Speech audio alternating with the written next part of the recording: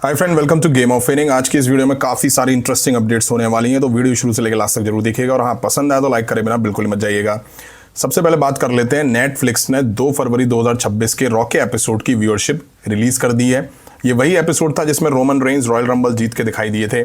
Netflix has revealed that last week, February 2, episode of WWE Raw drew over 3.1 million viewers. The show pulled in the same number as John Cena final ever Raw. Netflix ने बताया कि last week 2 फरवरी के raw के episode को 3.1 million viewers से ज़्यादा मिले हैं। इस शो को उतने ही फैंस ने देखा है, व्यूअर्स ने देखा है, जितना कि लास्ट टाइम जॉन सीना के आखिरी रॉ को देखा था। अब इतनी व्यूअरशिप किसकी वजह से है? एक तो ये रॉयल रंबल के बाद थी और दूसरा रोमन रेंस इस एपिसोड में दिखाई दिए थे रॉयल रंबल जीत करके, और उन्होंने सीएम पंक को चूज करा था रेसलमेनिया के अपोनेंट के तौर पे। दोनों के बीच बढ़िया प्रोमो देखने को मिला था, शायद इसीलिए व्यूअरशिप इतनी हाई है। नेक्स्ट बात कर लेते हैं एजे ली और बेकी लिंच के बारे में। जैसा कि इन दोनों वुमेन्स के बीच एलिमिनेशन चैम्बर के लिए मैच अनाउंस हो चुका है, वो भी वुमेन्स इंटरकॉन्टिनेंटल चैंपियनशिप के लिए। वजह ये एलिमिनेशन चैम्बर शिकागो में होने वाला है। वहीं बताया जा रहा है कि इनके बीच मैच रेसलमेनिया 42 के लिए भी प्लान्ड है।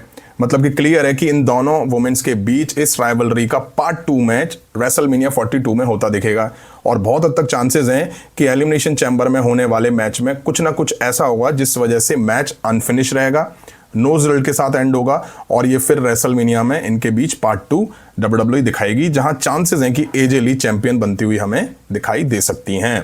नेक्स्ट बात कर लेते हैं ट्रिपल एच के बारे में। WWE में ट्रिपल एच को लेके कुछ सामने आ रहा है। जैसा कि कुछ दिन पहले ही मैंने अपडेट दी थी, आप सभी को बताया था कि रेसलमेनिया 42 के लिए मैच कार्ड लॉक नहीं है, डिस्कशन पे डिस्कशन ही चल रहा है।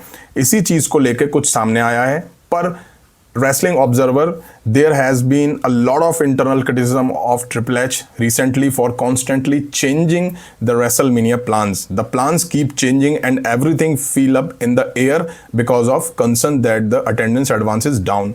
इस रिपोर्ट के अकॉर्डिंग रिसेंट में ट्रिपल एच की जो रेसलमेनिया प्लानिंग है उसमें लगातार चेंजेस हो रहे हैं, लेकिन अंदर ही अंदर इंटरनली इसको लेकर के बहुत क्रिटिसिज्म ट्रिपल एच का हो रहा है।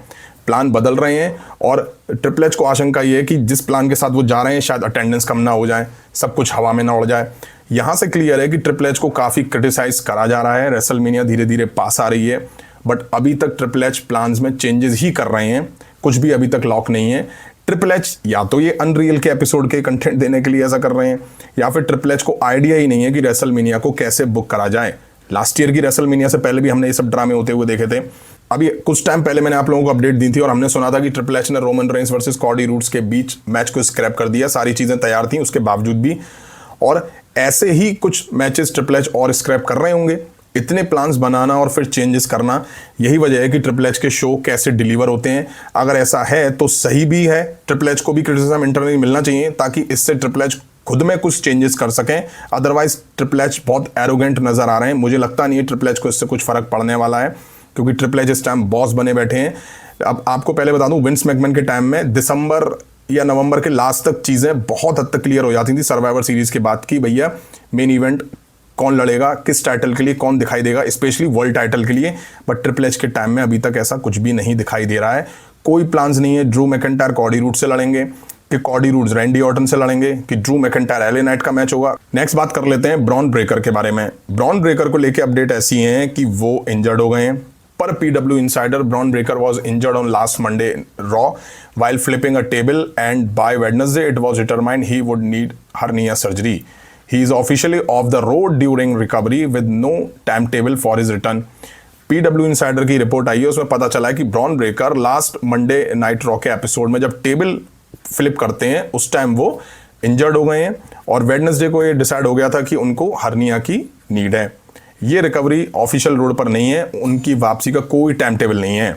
आपको बता दूं, वो रिकवरी के ऑफिशियल रोड पर नहीं है और उनके रिटर्न का कोई टाइम टेबल नहीं है। वही रिपोर्ट्स ये भी कह रही हैं, there is a growing belief within WWE that Bron Breakker will not be back in time for WrestleMania 42 as he is expected to remain out of action for a while. WWE में ये believe बढ़ रहा है कि Bron Breakker WrestleMania 42 तक वापस नहीं आएंगे, क्योंकि उनके कुछ टाइम तक एक्शन से बाहर रहने की उम्मीद है। कहा यह भी जा रहा है कि वो 12 हफ्ते तक बाहर रह सकते हैं, उससे भी ज़्यादा, और ज़्यादा से ज़्यादा वो 6 महीने के लिए बाहर हो सकते हैं। इट मीन्स हो सकता है कि ब्रॉन ब्रेकर रेसलमेनिया 42 को मिस कर जाएं, क्योंकि मंडे नाइट रॉ पे पॉल हेमन ने कहा कि ब्रॉन ब्रेकर को सर्जरी की नीड है। आप जानते हैं हर्निया होता क्या है? जब आप जरूरत से ज़्यादा वेट पुल कर लेते हैं, उठा लेते हैं, तो आपके पेट के जो मसल्स होते हैं वो फट जाते हैं, जिस वजह से गांठ हो जाती है और वो गांठ बाहर निकल के आ जाती है, मतलब दिखने लग जाती है। वो अपने आप सही नहीं होती है, उसके लिए आपको सर्जरी करानी पड़ती है। अब हो सकता है कि ब्रॉन ब्रेकर के साथ ऐसा हो गया हो, वाकई वो इंजर्ड हो गए हो, बट मुझे कहीं ना कहीं इसके पीछे कुछ स्टोरी लाइन सी नज़र आती है।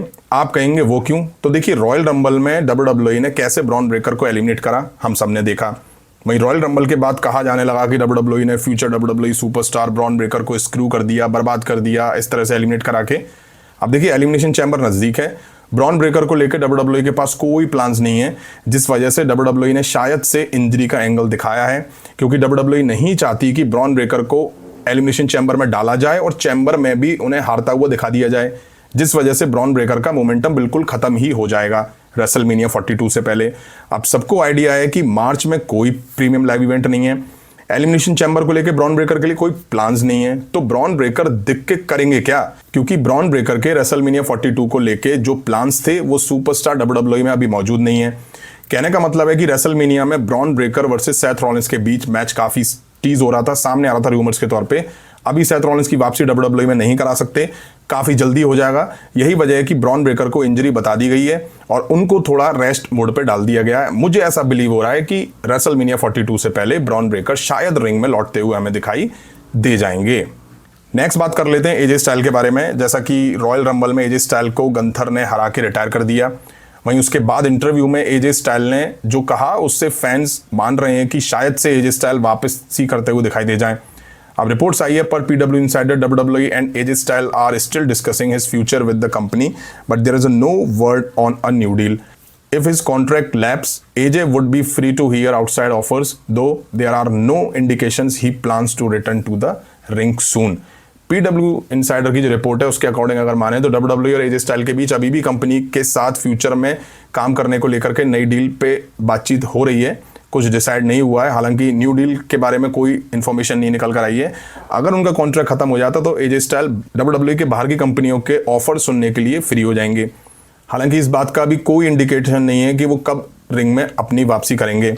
यहाँ से क्लियर है कि न्यू डील को लेके कोई अपडेट नहीं है। हो सकता है कि एजे स्टाइल कुछ टाइम लेना चाह रहे हों, एजे स्टाइल वाकई चाह रहे हो कि और कंपनी से भी उनको डील मिल जाए, ऑफर मिले सुनने को, उसके बाद वो कंपेयर करके ही डिसाइड करें। अगर ऐसा है तो फिर एजे स्टाइल हो सकता है कि WWE छोड़ भी दें, या WWE की साइड से कोई अच्छा ऑफर मिले तो वो ले भी सकते हैं, ज्वाइन कर सकते हैं और फिर उसके बाद हमें रिंग में दिखाई दे सकते हैं। अगर वाकई एजे स्टाइल को वापस से रिंग में दिखना है तो फिर ये रिटायरमेंट वाला एंगल दिखाने की जरूरत क्या थी। नेक्स्ट बात कर लेते हैं पावर हाउस हॉब्स या यूं कहूं रॉयस कीज के बारे में। रॉयल रंबल में इन्होंने अपना WWE में डेब्यू करा, उसके बाद से ये नहीं दिखाई दिए हैं। अब रॉयस कीज को लेके एक कंट्रोवर्सी सामने आई है जो कि शायद से डेव मेल्टेजर की वजह से छिड़ गई है। रॉयस कीज की शायद एज को लेके कुछ चल रहा है। कहा जा रहा है कि रॉयस कीज 41 ईयर्स ओल्ड हैं और WWE को लगता था कि वो 35 ईयर्स के हैं। इसको लेके WWE से बड़ी गलती हो गई है। WWE को समझ नहीं आ रहा है कि वो अब क्या करें। अब देखिए, सोशल मीडिया पे रॉयस कीज के फेवर में बहुत सारे लोग आ गए हैं, सब रॉयस कीज को डिफेंड कर रहे हैं ये कह करके, और सब पूछ रहे हैं कि जब वो AEW में थे तब उसकी एज को लेके कुछ नहीं हुआ, तो अब जब वो WWE में आए हैं तो क्यों ये सब नाटक हो रहा है। वहीं इंटरनेट पे या यूं कहूं विकिपीडिया पे क्लियर मेंशन है कि वो 41 ईयर ओल्ड हैं। तो मुझे नहीं लगता कि WWE से ऐसी कोई गलती हुई होगी।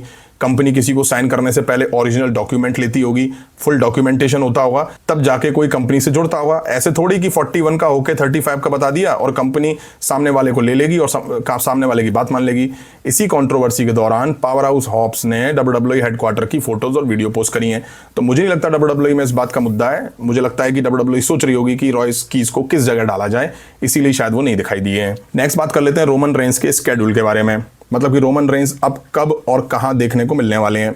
WWE ने रोमन रेंस के पूरे मार्च मंथ का स्केड्यूल रिवील कर दिया है, जिसमें आप देखेंगे कि रोमन रेंस रेसलमेनिया 42 से पहले 5 रॉ के एपिसोड में दिखाई देने वाले हैं। इट मींस रेसलमेनिया 42 से पहले रोमन रेंस लगभग हर रॉ के एपिसोड में दिखेंगे।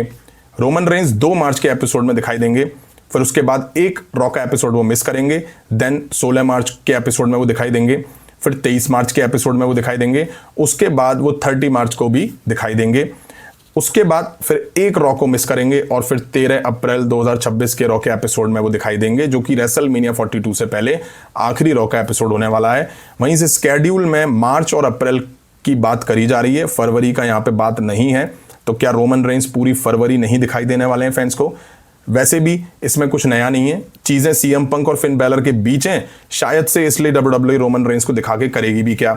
अब आपको बता दूं, रोमन रेंस 2 फरवरी वाले रॉ के एपिसोड में दिखे थे, उसके बाद रेसलमेनिया 42 तक 10 रॉ के एपिसोड होने वाले हैं, जिसमें से रोमन रेंस बस 5 एपिसोड में दिखने वाले हैं। अब इसी बात से आप अंदाजा लगा सकते हैं। नेक्स्ट बात कर लेते हैं CM Punk versus Finn Balor के बीच होने वाले एलिमिनेशन चैम्बर मैच के बारे में, जो कि वर्ल्ड हेवीवेट चैंपियनशिप के लिए है। सबको आइडिया लग ही गया होगा और मैं बता भी चुका हूं कि इस मैच को कराने का कोई लॉजिक नहीं है, क्योंकि WWE CM Punk versus Roman Reigns WrestleMania 42 के लिए ऑफिशियली बुक कर चुकी है। अब जो लोग कह रहे हैं ना कुछ सरप्राइज हो सकता है एलिमिनेशन चैम्बर के इस मैच में, तो कुछ भी हो जाए, उनको उम्मीद है कैसे कि WWE CM Punk versus Roman Reigns scrap करके Finn Balor versus Roman Reigns दिखा देगी रेसलमेनिया 42 में।